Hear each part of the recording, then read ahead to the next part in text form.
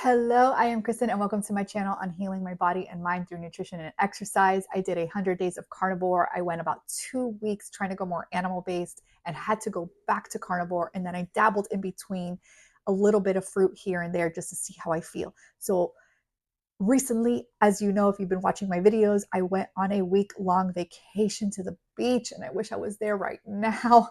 But we had a kitchen, which helped a lot. It helped me stay accountable on my carnivore diet. However, when we went out, I decided that I was not going to stress it. I was not going to beat myself up. I was not going to feel bad about eating something that maybe I normally wouldn't eat. Now, you know your body more than anybody, right? So I would say this before we get started: make sure to hit that subscribe button, like and follow along, and comment. I love to hear your comments. Okay, back at it. So I know my body. I know that I can't have seed oils because seed oils literally trigger my anxiety, and it triggers it so bad that I can't handle it. I've had videos where I came in here saying, I ate this yesterday and I'm having an anxiety right now as I talk to you. And so I don't want to feel that way. And so whenever I do go out, I always mention that I have a seed oil allergy and that if they can please only cook in butter. Most restaurants don't have an issue with this. They will tell you if they happen to cook seed oils on their pan or whatever, and if it's okay, that it might be, cross contamination. For me, I know that my allergy is not something that I'm going to break out in. I'm not going to need an EpiPen, something like that, where it's so severe, but I know that what it causes me. So I allow them to say, I say, that's fine. Just, please make sure that they do clean the pan or whatever it is that it's being cooked on, because I can't have any seed oils. So always do not feel shy about telling them what you can and what you cannot have. Imagine if you had a severe peanut allergy and you didn't go to the restaurant and tell them that you were allergic to peanuts, and you know that this place has peanuts. Why would you not tell them? So don't feel bad when you are on a carnivore diet to explain your needs and what you may and may not be able to eat. So when I went out, I made sure that that was like the number one thing to tell them. Few times I did kind of forget, and I like rushed over to the waiter to let them know before the order was in, because I'm not used to eating out. At home, we eat in every single day. It's very rare that I order out. There's a few places like Outback. I know what I can get there. I already know how they cook. I'm good with their food. I don't get any reactions to eating there. And so that's pretty much the only place. I really have yet to find places that can cater to how I eat and that I don't get a reaction. So I usually just make my meals at home. And so going away, even though we made a lot of meals at home, we also went out to eat. It was my son's birthday. And again, I decided that I was not going to beat myself up. So, yes, I had a little piece of bread and I dumped it into the little sauce of my mussels that was absolutely delicious, which was cooked in butter. And I did find dishes that I could eat. When I went out to breakfast, the first time I did more of an animal based breakfast because I could not find anything on their menu. And apparently I did not look good enough, because later on we went back to the same restaurant and I found they had an a la carte menu, which is very, very rare in most restaurants that I've been to for breakfast. And it was perfect because the second time I went ahead and just had 3 eggs. I had my bacon and I was good to go. That first time that I went, I had a dish that normally has potatoes. I just told them to take out the potatoes. Now, the downfall is that I paid full price for a dish that didn't have some of the ingredients, but the dish was still absolutely delicious. It had peppers and it did have onions, which is probably not animal based, but I love sauteed onions and I savored this meal so much because I have not had sauteed peppers and onions in forever. And I will be happy to say that I did not have any reaction that at least showed right away. Um, what else did I eat? We went out to eat barbecue, and there, obviously, the seasonings, I cannot control so much all the seasonings that are in, but I had all of my meats. I gave my son the cornbread, which he loves, and I ordered a side of macaroni and cheese for the little one. And yes, my willpower gave out, and I did have a bite of the mac and cheese, which was also very, very delicious. But I didn't go overboard. I know that I have self-control, sort of, right? Because I still took a bite when I probably shouldn't have, but I had self-control enough to take 1 or 2 bites and not continue to eat the rest of the mac and cheese. Whereas if you are the type of person that cannot do that and you know that you take 1 bite and you're going to eat the whole bowl of mac and cheese, then don't take a bite. So you have to know yourself. You have to know your limits. You have to know why you're eating a carnivore diet. What is it going to cause if I eat this? Am I going to break out an eczema? Am I going to have swollen joints because my inflammation just went like crazy? So after a week, I've been okay. I have noticed a little bit of inflammation, and it's probably from the little tiny bits that I haven't eaten. I also had some fruits.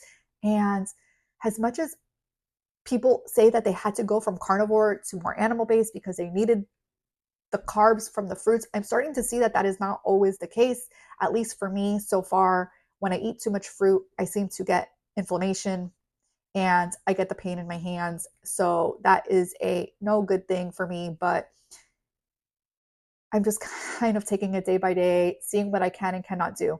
Um, Before going on vacation, my neck pain had flared up again. Remember, I told you, if you've been watching and following along, I have a bulging disc in my neck and in my low back that I've had for years. And right before going on vacation, I did something and I didn't sleep the night before because the pain was shooting all the way straight down to my shoulder. And it was so painful that I literally was waking up at 3, 4 in the morning wanting to cry, wondering like, should I go to the hospital and get like pain meds? But I don't like to take pain meds. So I'm not going to go to the hospital. I'm just going to live with the pain and pray to the universe that this pain goes away and that I am not like this on my vacation for a whole week, because I really just wanted to enjoy my vacation. So thankfully, the next morning I woke up a lot better, where I still did not sleep very well throughout the whole vacation because every time I turned my head, it would hurt. The other way would hurt the side of my low back. And it was just like this yin yang of I just was not going to sleep. So I was fine with that. I rather not sleep good than be in pain all day. I was not in pain once I got moving, once I got stretching, did my neck stretches. I felt fine throughout the day. So today, after not sleeping again well last night and being very, very tired because I am not sleeping and mama gets cranky, I needed to go get my adjustment. So I went to my family chiropractor. He is the best. If you are in South Florida, Dr. Michael Newman, go check him out. I will link his website in the description. He's very holistic. I love him. He is absolutely amazing. And so I got my decompression done. And stay tuned because I am doing my first vlog.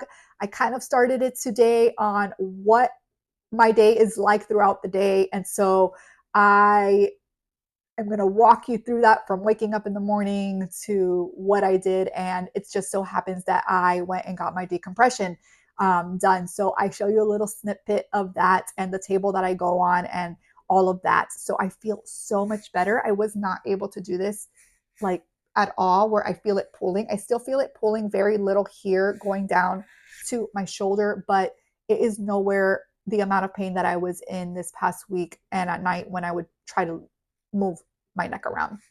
So I probably need to add some heat to my neck and some ice and just take it easy. So that's it. I mean, I think that we need to live a little when you go on vacation, depending on where you are on your journey, right? I always say that because there is no one size fits all. This is not a linear type of diet where this is the way that I'm going to live on my journey. Remember, you are here watching my journey. So if you do not agree with it, it is fine. You don't have to agree with it because this is my journey, right? Not your journey. But what are you doing on your journey? Are you giving yourself a little grace, a little bit of love for yourself when you know that the circumstances of where you are not going to really go with your diet? Now, when I say that, people might think, well, if you love yourself, you're not going to put shit into your body, right? In other words. And yes, that is true too. But I also think that we have one life to live. Life is very short. We need to indulge. We need to love. We need to be happy. We need to experience things. We need to enjoy life, right? So, what is a life if you're just not enjoying it and you're just doing it to survive? What kind of life is that? So, for me, honestly, going carnivore, I thought it was going to be like that. Like, what kind of life am I going to live if I'm just not enjoying eating? And a lot of people, and I've heard it, this is just to fuel your body. This is not happiness. This is not enjoyment. But I'm Hispanic and I grew up where I love cooking and I love food. And so for me, it is enjoyment. For me, it is pleasure. And I still miss making my pasta. When we went on vacation, there was a night where I would order pizza for the kids and I would make pasta for me and my husband. And I missed it. I did. I opened up the cabinets and I saw that big pan where I would make pasta. And I was like, I miss my pasta. But at the same time,